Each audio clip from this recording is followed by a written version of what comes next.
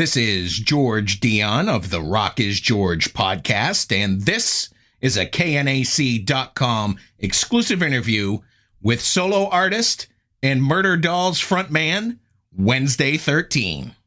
You're about 10 days away from the kickoff of Wednesday 13 Performs Murder Dolls 2023 tour. Pretty extensive tour, 36 dates across 3 months. Before we get to the tour, if I knew absolutely nothing about Murder Dolls, how would you describe the band's music to me? The way someone described it to me the other day, they were like, Murder Dolls was like Motley Crue and the Misfits fucked. I think that's it all. Okay. I guess with the sound and even the look, we had this punk, glam, sleazy, weirdo, just, that was our look, and we matched the sound. If matched perfectly. This is the 21st anniversary of the Murder Dolls' first album. I'm assuming you wanted to do this tour last year, but COVID kind of messed things up a little bit. Well, actually, the whole idea stemmed off of what happened last year. So last year was the first year touring out of COVID, and I was doing what I just labeled as my 20 Years of Fear tour, because 20 years at that point was when Murder Dolls started up to that point. And I considered my career starting at Murder Dolls because I was able to quit my day job and just be me. So 20 years of that. And I was focusing on, different parts of my career. And there was a part of the show where I talk about Joey and I talk about Murder Dolls, and we play 3 or 4 songs. And it just popped. It went off. Everyone was, going crazy. We're singing all the words. And then, after the shows, everyone's saying how great it was to hear those songs, and on social media as well. And I didn't really realize till then, like how much people wanted to hear Murder Dolls and didn't get a chance, because the touring that we did was very minimal in the States. Like on both albums, we really didn't do much at all. Everything else was outside Europe and Australia and Japan. And so it was literally just people telling me how much they loved that music and wanted to hear it. So my, idea was like, well, if we, what if we just did a whole set of Murder Doll songs? And, happened to be 21 years. It seems that the older the band gets, the more people are finding out about it. It's not just the older fans that want to hear it. I have people writing me, begging me to change the age restrictions at the venues because they're 13 and can't get in. Like I've literally got so many messages. I mean, all over, people in Australia, people in the United States, like asking me. So I know it's translating to a younger audience. So that's a good thing, and what we did was, I don't think it was we were the most original band or anything in the world, but we wore our influences on our sleeves, and we wiped our nose on those sleeves. And it was unique for the time. Nu metal was kind of going out, and emo screamo metal was coming in, and we were just kind of hanging out on our own little boat floating next to all these, and we made an impact to some people. It made an impact on people's lives, and it definitely changed my life. It opened the door for me to do what I do, and I've been around for 21 years there, and I'm on about to begin writing my 10th solo record. So music has been my lifeline, and it's given me everything that I've ever wanted. So but Murder Dolls is special for me because it opened that door, and we made some great music. I mean, those songs, for 2 albums, I think there's like 40 tracks or 38 tracks between those, and they hold up. They're still good. I'm excited to start rehearsal in a couple of days and start working on these songs, and hopefully I can do them justice these days. But I think I got it. I would imagine going back and revisiting the back catalog, there's songs there that you kind of forgot about over time and Mhm. probably took on a new appreciation for it, rediscovering your own music. Yeah, that's always fun to do because I find that I don't listen to my music beyond, like, if I make an album or I'm recording an album, I listen to it every day. The demo songs, I mean, I listen to it to the point where I'm just like sick of it. As soon as the album's released and comes out, I won't listen to it for a long time. And then when I go back to listen to it, I have an appreciation for it because I've given it some time. And so with this Murder Doll stuff, is the same way, and especially the first album, because those songs, even though they came out in 2002, a lot of those songs were from my band prior to that. So some of those songs were written in 1996, 97, when I was 19 years old. So a lot of people were like, "Oh, well, the second record's so different than the first album." I'm like, because I was a teenager when we wrote those. Are teenage songs, and plus we didn't want to try to recreate that. We thought that would be fake if we tried to recreate exactly what we did on that first one, because but we knew we had some awesome music. It was still in the same vein. It was just going to have to, and we didn't want to use the M word, mature, but it was a little bit, and but that doesn't, it still had attitude. And both of those records are two different animals to me, and I love them. I can't wait to get out and play them. The backing band you're taking on the road has a couple of alumni from Murder Dolls as well, and Roman Sermon, who's also in your solo band, and Jack Tankersley, obviously longtime friends of yours. Yeah, those guys are like my best friends. We were playing together prior to the Murder Dolls, and when we were doing the second album, we got together with Joey, and we were like, "Hey, I know it's you and I, and what are we going to do with the band this time? Are we using the guys we used the first time? Are we getting new people? What's the deal?" And Joey wanted an all new lineup for that, and he was like, "Well, we need new guys," and I'm like, "Well, I got some pretty good guys I could recommend," and that's how Ramon and Jack came on board. And Joey and Ramon knew each other prior to that, so Ramon already knew him as well. And when we were recording the record, the whole plan for Women and Children Laughs was Joey and I were going to do everything ourselves, because Joey could play drums, and then we can handle guitar, bass, vocals. Everything else is done. And Ramon had just I had somehow weaseled the label into letting us bring a videographer out to video the whole process of the recording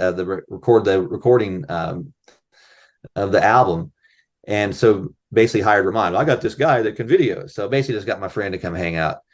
And literally just a few days into recording, we started doing guitar. Ramon set the camera down and picked up a guitar and started noodling. And I think Joey heard him play and was just like, "Holy shit, you can shred." And he's like, and he went, "Play the solo on this, and play the solo on this, and play the solo on this.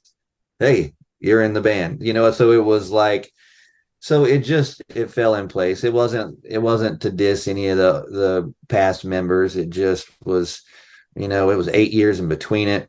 AC and Eric had been in my solo band, and it didn't work out, so I couldn't really vouch to Joey. Well, hey, it didn't work out for me, but maybe, so it was just the timing. Was it the right decision to do or what? I don't know, but it felt right. And and we made a killer record. You mentioned during your last tour you would talk about Murder Dolls founder Joey Jordison during the shows. Do you have anything special planned for this? I mean, the whole set's a tribute to Joey, but do you have anything special within the set to dedicate to Joey? I've really with this tour, I know there's going to be parts where I talk but I really haven't planned it out. Like, I like it to be spontaneous because someone's going to say something in the crowd, or there's going to be something that's going to pop in my head when we're playing a song, and I'm gonna go, you know what?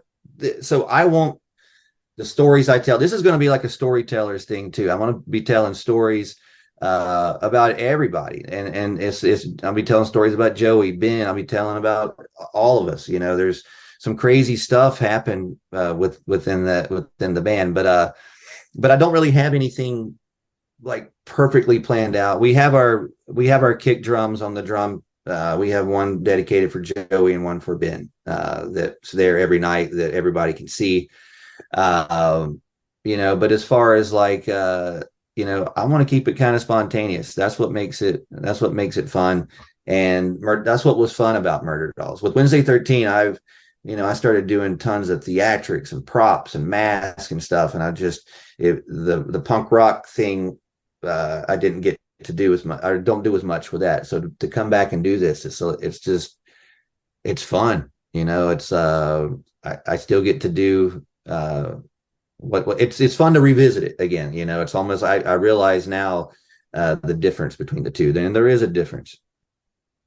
Looking around the room there, you're obviously a big horror fan. I think anybody that follows you knows that you're a big horror fan. You have a show on Halloween night in Arizona. You just said you like to keep things spontaneous, but do you have anything planned for Halloween night? It's always Halloween's so weird for us because the idea, it's like, oh, it's Halloween, let's dress up. I was with, my lady at the Halloween shop the other day, and we're looking through costumes, and I'm like, I could dress up as Wednesday Addams. That would go over amazing, probably. And the band guys could dress up, but I just feel like for that one person that's coming on Halloween that wants to hear the Murder Dolls music, wants to see visually kind of what it looks like, and then here we come out and my bass player is dressed up like SpongeBob. It might ruin their Halloween. So I've always, unfortunately, on Halloween, I have to be myself. Halloween every night for you. Yeah, so that's not a bad thing. It's a cool thing because the whole month, I get to do Halloween every day. But yeah, that's always been a decision. I'm just like, I don't want to disappoint someone that's going to come see us and we're dressed like the Care Bears or something on stage. They sounded great, but they look like idiots. It was Halloween. I get it, but I flew from Germany, so I think we're going to stick with the set. But of course, there's going to be some extra Halloween theatrics, and I'll probably throw some candy out for the kids. I mean, it's the least I can do. The kids that can't get into the show. Yeah. Are you going to be doing any solo material like in the encore, or are you just going to keep it all Murder Dolls? I've got a lot of ideas. I sent the band gets in a couple of days and we start rehearsal. I've sent them 27 songs to know and learn, and then we get together. We have 5 days to go through, work out all the bugs. It depends on the timing of it. Like, I really want to stick 99.9% Murder Dolls. If I can throw in maybe a medley of Bad Things and I Walk with a Zombie somewhere in there that would be cool too. But I really have to time it out, and there's a lot of songs I want to fit in there. So yeah, who knows, and if you get a VIP meet and greet and get there early and see Soundcheck, you might hear a song that from Wednesday 13 that we're not playing at all through show. So yeah, so I don't know. That's what's so fun about this is I just have a list of ideas and we're going to figure it out. Normally I have everything planned out, where I'm going to walk to, where I'm going to stand. This is just rock and roll, and I love it. You got a couple of bands for support on the tour. You got Gemini Syndrome, Infected Rain, Black Satellite. Are these bands you've played with before? Gemini Syndrome actually opened for Murder Dolls at the Roxy Theater on may have been our last show, maybe. I can't remember who opened for us there, but I know they played one show. We did a couple shows. I mean, I don't know, but they definitely played there. And then the guitarist of Gemini Syndrome is Meigs, who was in Cold Chamber. So I know them, and I don't know Infected Rain, but I've heard a lot of cool things about them. They seem cool. And Black Satellite as well. They were recommended by my management, and so it's just a cool lineup. All these bands are they have great shows. They have they're hardworking bands. You're not going to get anybody phoning it in. You're going to see four bands bringing their best. Is this just the first leg of the U.S. tour for this Murder Dolls set? I know you go overseas for a little bit. Are you going to come back, hit the market you missed this time around? Absolutely. I mean, I'm definitely filling up next year. We're actually filling all the gaps in right now of everything. So we just announced yesterday we're on the Sick New World Festival in Las Vegas. So there's probably going to be a tour around that. And I'm hoping that's going to lead into the second leg of this tour. Because there's a lot of places that we didn't get. Trust me, I know we're not playing these places, but I'm reminded every day by the people on social media that we're not playing Florida, and we're not playing New York, and we're not playing Massachusetts, and we're not playing Canada. So I know. But we're also, I think you said 36 dates. There's actually 38 dates. We added 2 shows to the tour. So there's 38 dates on this tour. We're going to be out on the road for 7.5 weeks. So we can't do any more shows. So there's going to have to be a second leg. So we're going to hit all those places. We want to play all those places, but we also don't want to be on tour for 3 months. And the places we played are the places that the promoters wanted the show. If we're not playing Florida, it's because the promoters didn't bite at the show. So I have to try to remind fans they don't have to come on my Instagram to tell me every day that we should play Florida. It's like, I know we should play Florida. Tell the promoters there. Go on their page and tell them. Let's hit the time machine a little bit, back to 2001 when the Murder Dolls started. How did you get involved in the group? It's crazy to think that there was no social media, there was no texting, it was literally the old school telephone. And I still had a telephone with a cord on it. I still had the answering machine. It literally, the Murder Dolls idea, or it goes back to 2000 actually, because so I had met Trip Eisen and AC when they were in Dope, and they had played a local show. After the show, I started talking to Trip. Trip had a Plasmatics t-shirt on, and he had a bunch of bootleg videos of the band, and he loved toys. So we exchanged numbers, and then we kept in touch. He hits me up and says, "Hey, I play in this side project with the dude from Slipknot. It's called The Rejects, and we need a bass player. Send a picture of yourself, not done up in your crazy makeup." So I took a picture kind of looking like what I'm doing right now, just, and sent it to him. And I didn't hear anything back other than, "Oh, okay, we got somebody else." So I guess I didn't get the gig the first time. And then exactly like almost a year later, right before Halloween, Trip comes through with Static X on the Family Values tour. He's like, "Hey, I want you to come out to the show. I want to talk to you more about doing this thing that I was talking to you last year about doing. It's looking a little more serious, and I think we want to use some of your songs." And so basically, Trip was just kind of wanted to see me out and talk to me again, and he was kind of giving the green light to Joey, and then it would be Joey calling me. So and then, well, next it was the guy Dizzy who was singing for the Rejects. He calls me and we talk. We hit it off. Then I finally talked to Joey, and at first it was, "Hey, we want you to be the bass player of the band," which I was kind of like, okay, it's not what I do, but I will do it because, and it was just 3 or 4 songs we're going to use for this Rejects project. So we go and record it. I play bass. There's a version where I'm not even the lead vocalist on. I'm doing bass and background vocals, totally different words. And basically Joey got called to go on tour with Slipknot again, and we wait for like 4 or 5 months. And then Joey comes back from tour and he calls me and he's like, yo, I've been listening to all your songs. I want to use this song, this song, this song, this song. And it started adding up. And then it's like 10 Frankenstein Drag King songs are going to be on Murder Dolls. And I'm like, all right, well, I know how to sing these. And I think Joey started thinking more like, well, I want you to sing these. And then that's when he made the decision to change everything. You're the vocalist.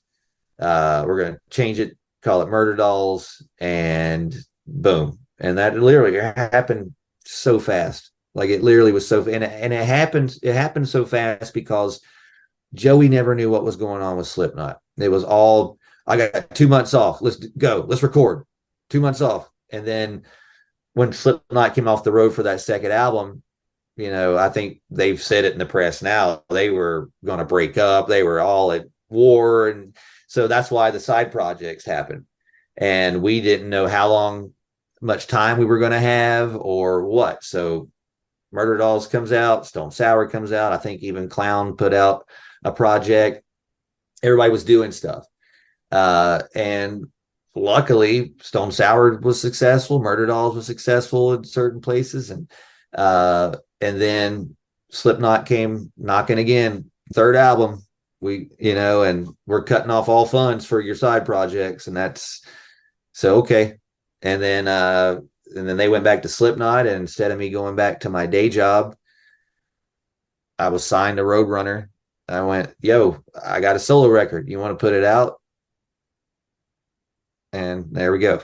So yeah, everything was just quick. A lot of people wonder if, when they see the photos of the band and like, what was it like? What did you get? Was it thought out? I was like, no, it wasn't thought out. That album cover it was put together by our producer, Paul Brown, who did the video and everything. The imagery of the band, the black and red thing, when we all met in a room together, we all had red and black hair. It wasn't like on purpose. And I was like, yo, red and black, we should make that kind of be our colors. And Joey was so against doing anything like color coded. He was like, fuck that, I don't want to be like Striper. And I was like, it ain't like Striper. I was like, it's way cooler than Striper. But we started doing the red accents, and it kind of became this color code thing with our fans. And but all of it was just happened. It wasn't and that's what made it fun. It was really spontaneous. And even the reaction, like, nobody knew if anyone was going to like that band. It was like, it was the end of nu metal. That screamo stuff was starting to happen. And then here we were. So what do you do? So I don't know. It was a fun time. It changed my life forever. So to be able to go back and revisit that first album, play songs, because I haven't played these songs in a really, really long time. Since the disbanding of the Murder Dolls back in 2011, there was talk that you guys were going to get back together and do something else. There was talk right up until JOEY Jordison's passing in 2021. Was there ever any new music produced between the second album and Joey's passing? Unfortunately, no. But in 2018, Wednesday 13 was on tour, and we went through Iowa. We actually had like 2 days off for some reason, and we went to Joey's house. And the first time I've seen him since he had parted ways with Slipknot, and been years since I hadn't seen him since 2011.